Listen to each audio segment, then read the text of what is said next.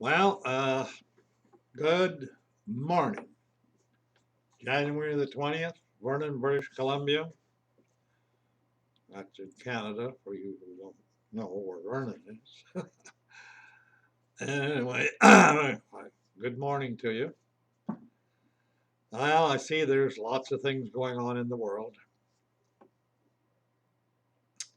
The thing I'd like to just touch on today, if I could, is this business of the white race, I guess. I mean, I talked about it before where it's obvious that the white race came from the 10 tribes of Israel because that's where they traveled all through. They were taken over by Syria, and there was 6 million of them at that time. And they kept traveling west and, finally into kind of into Asia and the Caucasian mountains. And that's why I guess well, they ask, are you a Caucasian? Well, I guess so. And then they traveled into Europe and they multiplied there, and then they immigrated from there by huge numbers into the world, into North America, Australia, South Africa, wherever. But a big bunch went to North America. Now, that's, I don't know where else, you can get the white race. There's really nowhere else to figure out where they're from. they they're not from Africa, no. But here's the thing. Here's the thing that I have to really think about, and I maybe hope you do too. According to the Bible, and the Bible, as far as I can see or hear or understand, is a book that basically is out of this, from this world, only is given to this world. And in that book is all the predictions and things of the world to come, how it's going to happen, and how the Great Tribulation is going to eventually happen, and how the world is going to be, well, people are going to be judged, and then eventually this world is going to be redone again. And I guess basically it says it has to be burnt to a crisp to purify it before God can come down to this planet. Now, that's, one thing. I can understand why the Muslims and the Asians and the Buddhists and the whatever, all the ones, India, all these, when the Christian faith says that you can't belong to the kingdom of God unless Jesus Christ calls you, or that is the only way that you can come to God the Father in the universe, is through him. And they rebel against that. They don't like that. They think that their religion is just as good and blah, blah, blah. But here's the kicker. If you read Revelation 20, and that's the book of the Bible that was given by Jesus Christ to John on this island. And in that, around chapter 20 or something, it discusses the kingdom of God coming down to this planet. A city 1,500 miles square and 1,500 miles high. Then it goes to describe how thick the walls are, how many foundations, and then it goes on to explain things like the 12 foundations are, I forget now if that's named after the disciples or something like that. And then uh, other things, it's all pertain to the Israelites. You have to remember that the Jews are only 1/12 of the tribes of Israel. And they didn't show up on the scene really called as Jews until way after way after Jacob had all his 12 sons and all that sort of stuff. But anyway, it is, I can see it being a real tough thing for the Japanese, the Chinese, the Muslims. But I mean,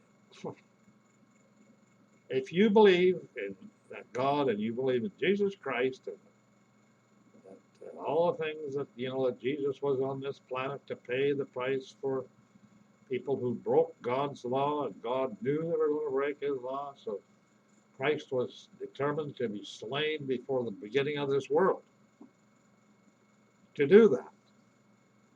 Now, the thing is, the government of the world to come appears to me to be former Israelites, sort of. Now, God said that he wants many sons. Now, I don't know how many that is, and I don't think anybody else does either. But when God says many, like he never exaggerates anything, he just plainly says something.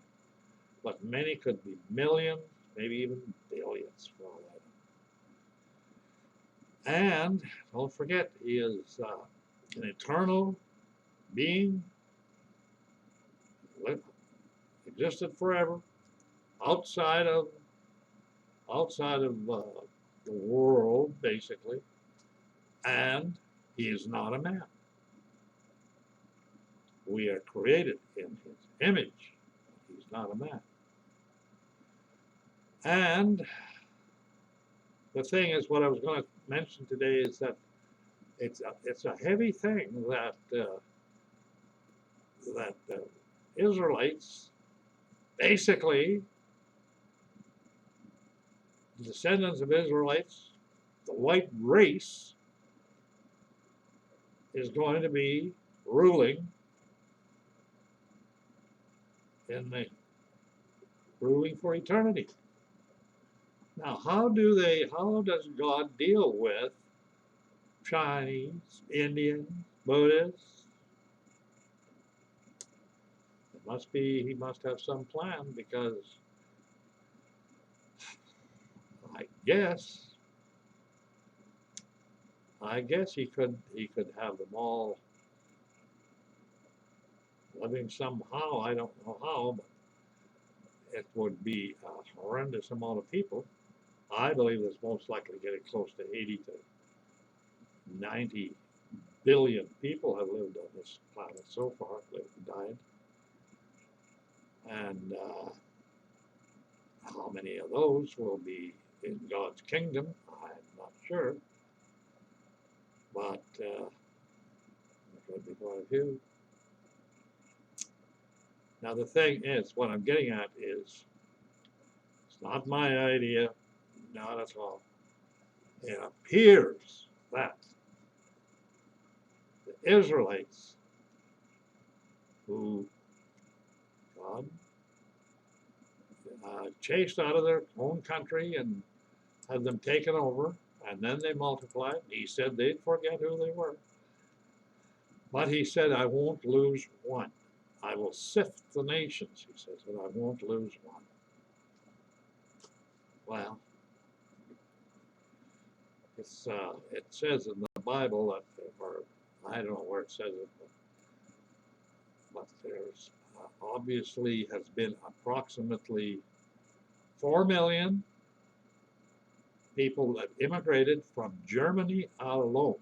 Now, not even, there'd be most likely that much from the British Isles or more, but from Germany alone, and every single one was had a normal or a oval sort of skull, a Nordic skull, and not the round Assyrian. And they all stayed. Only the Nordic skulls ones immigrated to North America and wherever, but mostly North America. So they must have been the Israelites who were assimilated into Germany and forgot who they were, thought they were Germans. You know, all this, the thing that gets me is there hasn't been one day the same in my 88 years, now soon to be 89. Not one the same. Not one. There's not one person on this planet that is the same as someone else. After how many years? Thousands of years. They claim there's not two snowflakes the same. How can that be? Is God that great that he's unlimited? Obviously he is. He is unlimited. Unlimited power, unlimited everything. He knows everything. He creates everything. His law, that's why his law is holy. It is for the universe. It can't be broken. He doesn't break his own law. That's why the penalty for breaking his law is death. Period. That's why Jesus Christ was determined to be slain before the foundations of this world. And he knew that that would be required to pay the price. But he didn't want his children to be destroyed. And he wanted them to have full choice. They weren't supposed to be forced into believing in him or loving him or worshiping him. No, they had to develop a deal naturally on their own. Either they did or they didn't. So that's business of right now. I see there's a big push on, especially in the United States, against white privilege, they call it. I don't know anything like that. I know that when my grandfather came to this country, there was no privilege. That he had to live in practically a dugout to start with, and try to build something so they could last the winter. You know, I don't see where the white privilege is. But the white, for some reason, you know, great buildings didn't happen in Africa. Railroads weren't invented in Africa. And steamships didn't come from China. For some reason, the white race was endued with something. I don't know. They were given the ability to build and to invent things and produce things. And then the thing is, that all boils down to what God promised Abraham. He promised him all this stuff. They lost it for 2,520 years because they disobeyed him and went against him, and he took it away. He said, "You're not going to get your promise for 2,520 years." And it appeared that exactly when that time was up, they woke up and started to do this, that, invent everything, ships, steam engines, whatever, industrial revolution. And then North America, that was, I believe, was set aside for the Israelites, the white race. And you can argue with that all you like, but that's exactly what happened. And the indigenous people, the Indians, all they did was roam this North America for thousands of years, from one place to another, went to another, fought another tribe here, fought another tribe there, lived off the land, hunting, fishing. They still want to do that to this day. They were occupiers, but they weren't possessors. And, where was God going to put all his Israelites? Unless he had a place to put them. And I guess it looks to me like that's what it was. Now they're making it sound like, they stole the land from them and all that. Well, in a way they did, because they basically conquered them. And that's been going on with races forever, practically. Now, does God think any less of Indians or indigenous people? I don't think so. He's not, God is not, he says he is not a respecter of persons. So I don't think that's true. He might have made them different. He might have made them, because let's face it, he's the one who designed all of us, made a model of us that replicates on its own.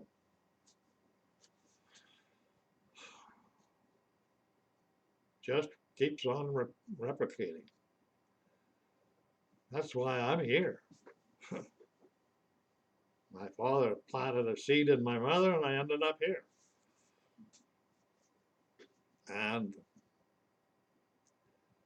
I've said before that, it's hard to say, but I mean, God says there's no marriage in the kingdom to come, in the world to come. There's no marriage. They'd either marry or whatever. And he refers to them as sons of God when they're resurrected. That means that there's no women in the kingdom to come. If they say it is, that's a satanic lie, because God has said no. And I guess, in all fairness, you could say, you can understand why, because how could you have two sexes like it is on earth? They're battling each other all the time, and that would go on for an eternity? No. The woman was created out of Adam. I believe that. And she was given a womb to carry children, to replicate, to procreate. Now, when that's no longer required anymore, I don't think you have to be fuzzy about it or anything. The women who die and are resurrected, obviously they're going to be resurrected as the Son of God. I don't think that's a bad thing. And every child that's aborted, killed, God has total power to resurrect them. I don't know what penalties he's going to put on a woman for doing that, or a man. I think there might be a real penalty on the man, because he's responsible for planting the seed of life in a woman. And I just disagree totally that men should be get off the hook. And the problem now is that women want the same rights as men. They don't want any repercussions from the Sex Act like men have. And that's it. That is most likely what it is. So, Anyway, that's all I wanted to talk about today is that it's, kind of a strange thing, but when you talk about things that God has said and done and whatever, every bit of it is totally amazing. His creation is amazing. I'm amazing. You're amazing. You're a miracle of life. How, given a body that fixes and heals itself, lives for quite a while. Most of the time, lives for quite a while. Some of them not quite as long as I have, but I thank God for that. I mean, I have nothing to do with that. It's all God's doing. Anyway, I wish you all the best. God bless you, and goodbye.